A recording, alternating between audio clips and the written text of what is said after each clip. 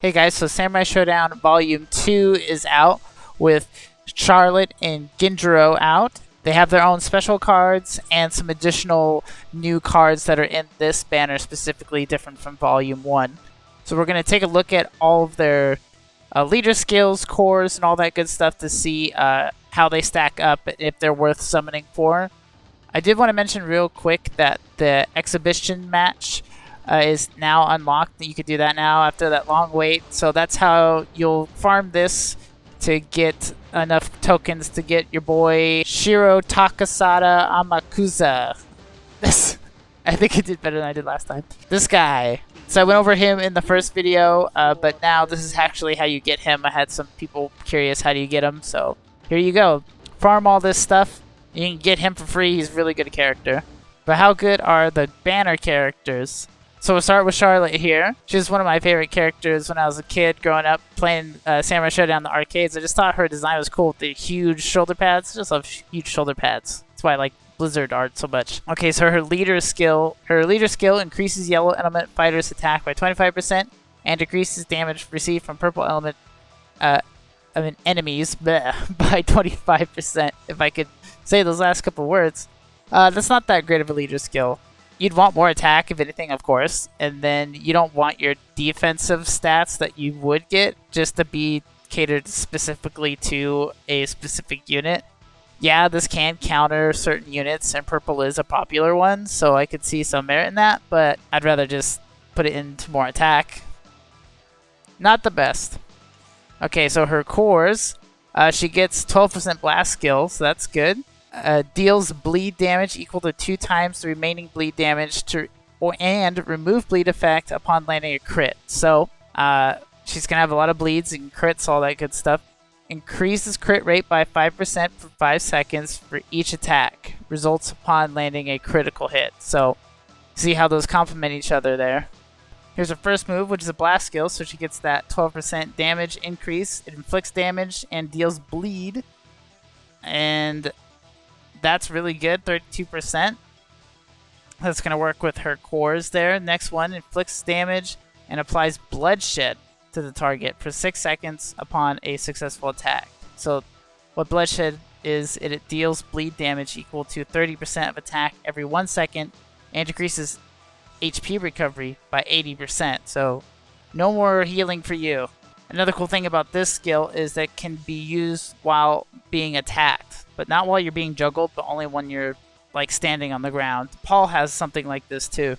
Next one, inflicts damage and inflicts 26% of attack as bleed damage to the target every 1 second for 7 seconds when landing a skill. This one gains super armor for 3 seconds when using it, so that's good. Super armor is the bomb. Alright, here's what they look like.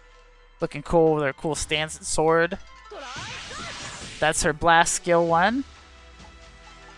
Gets a good damage increase on that. Nice little uppercut there. Does the super hyper bleed. That covers a lot of ground. I like that. Here's a first finisher.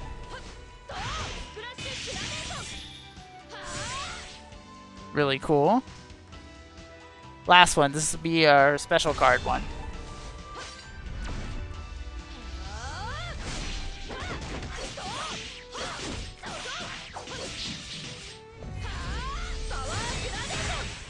Cool. So how good is Charlotte? She's good. All the Samurai Shodown characters are good. She's not the best one. She's one of the weaker Samurai Shodown characters in my opinion, but her bleeds are nuts. She wouldn't be the leader.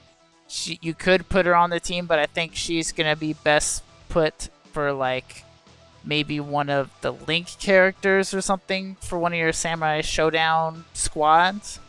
Like, she's good, so it's just preference, you know.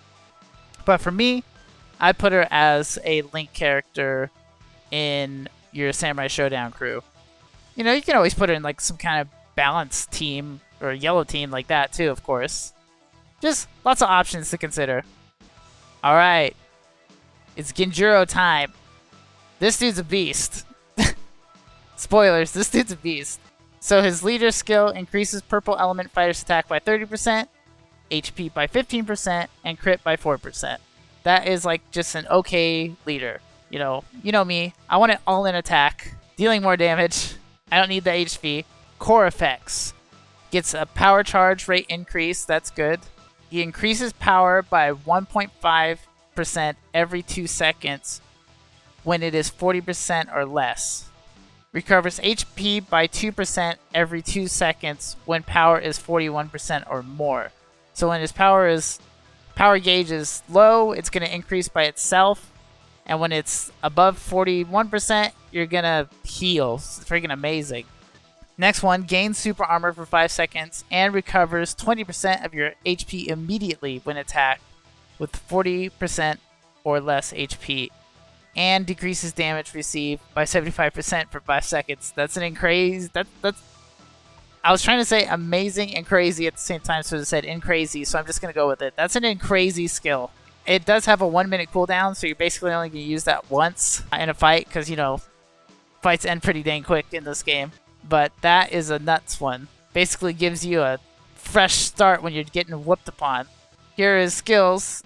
Yeah, they're nuts, so let's go over them. First one, inflicts damage and implies bloodshed to the target for 6 seconds upon a successful attack. Bloodshed is when it deals bleed damage equal to 30% of attack for 1 second and decreases HP by 80%. So the same thing. Bloodshed's like its own term. After that is 40% chance to stun the enemy for 3.5 seconds when a successful skill guard included ends. So that's a crazy move. Next one, deals damage and a 40% chance to ignore target's guard upon landing a skill. That's amazing.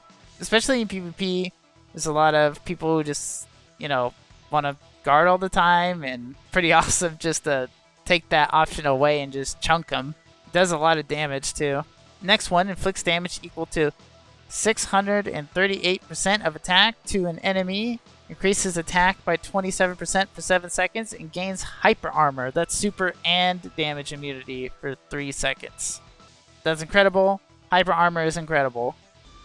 Alright, here's this beast. His moves look so cool. Check this out. Has the cool, card effects that pop out. So awesome. Damn. Here's the next one here, first finisher.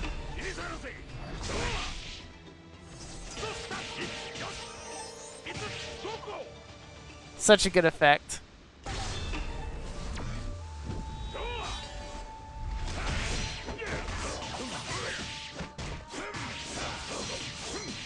He just keeps going. It's so awesome. I mean, what do you want me to say, man? He's incredible. If you got him, you'd be happy with him. He's a beast. He'll do work for you. It's like a must-have on the Samurai Shodown team.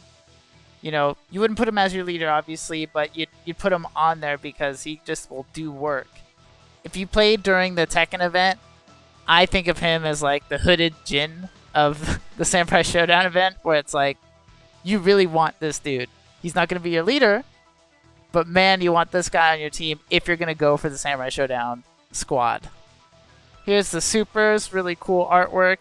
You're going to want to go for them if you're wanting these characters, of course. Here is a new card to this banner. Really cool artwork with King on there. I like how they had the battle cards with the King of Fighters and Samurai Shodown characters mixed in there. Really good touch. This one increases your crit rate. That's good. And deals additional damage equal to 20% of attack upon landing your crit hit. That is pretty dang cool. That ability can't stack because that would be broken, but that's a pretty decent card. Next one here, increases attack by 5% when HP is 50% or more. I like that it's 50% or more, not 50% or less. And next one, 20% chance to inflict 5% of damage received. Hey, you're going to get hit sometimes, and that's okay, and this card will make getting hit just a little bit less painful. It's good. Alright guys, that's going to be it for me. This will be a little short video. I'm thinking about doing a Samurai Shodown, summons video. I really like Samurai Shodown, even though I can't pronounce hardly any of their names. But I did play it a lot in the arcades when I was a kid. I was awful, but I played it and I enjoyed it. And these characters are really cool and really fun, so might be something I do. I cover King of Fighters All-Stars all the time. I cover all the events. I play a lot of other mobile games, do a lot of summoning videos. I play some co-op games with my wife. And I have some more plans coming up. So if any of that sounds interesting to you, I'd really appreciate it if you like, comment, and subscribed. Let me know what you think of the characters. Let me know if you think I'm wrong, or if you have any extra insight for me and everybody else who's looking in the comments. I always look at your guys' comments and do the best I can to, reply or answer any questions that I can. Oh, I always forget to plug this. I have an Instagram, and I'm gonna start uploading to that more. So, in the description below, I'm gonna have my Instagram, and I also have a Discord. We have some active people in there talking about King of Fighters All-Stars, so that'd be a pretty good source of information. There's some pretty knowledgeable folks in there. All right, that's it. I'm done with my spiel.